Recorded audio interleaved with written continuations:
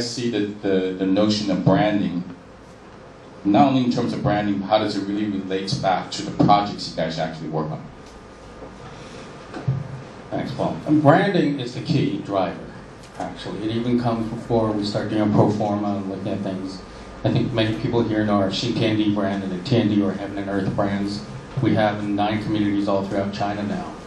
So it's the key driver. And if you take brand, there's an external brand, which is what you project to the user or the customer. And there's an internal branding process, which actually helps align all the people in your company and business and the consultants towards driving to what are you trying to produce. Branding has a certain danger of falling into the idea of being safe.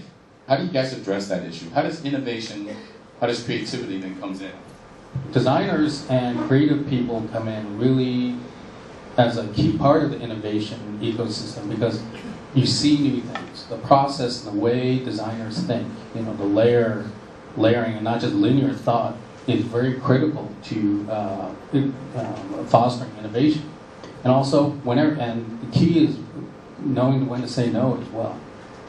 So it's something you have to really also base things on convictions and on principles. And if you keep driving that innovation, work with the best people and the best minds, people are the key towards driving innovation. Typically, at least in my own practice, is we take our ideals and we start with that.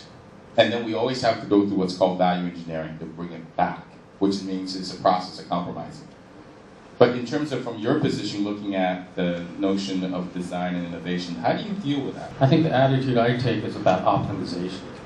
And I think our process, the way I like to run a design process, is less about pushing something all the way to ideal and then disappointing everybody and then value engineering down.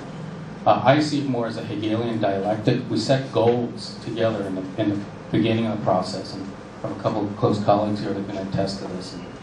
And we aim for those goals. And these are realistic goals. We don't shoot for pie-in-the-sky ideas that we know are just set up to fail.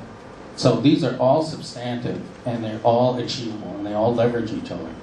So we do also what we call whole systems thinking. We really look at everything holistically, and then its constituent parts. And in terms of all this is that then I mentioned Hegelian dialectic, so it's going to ebb and flow. It's going to go a little above and a little below the line, and then finally achieve resolution. And then that resolution, of course, doesn't stop until after construction. We also have an operations arm. So, for example, when we're doing green buildings, the payback we receive is not up front, it's in the life cycle of a building. And that's also how we think of business. It doesn't stop the day construction ends and there's a handover.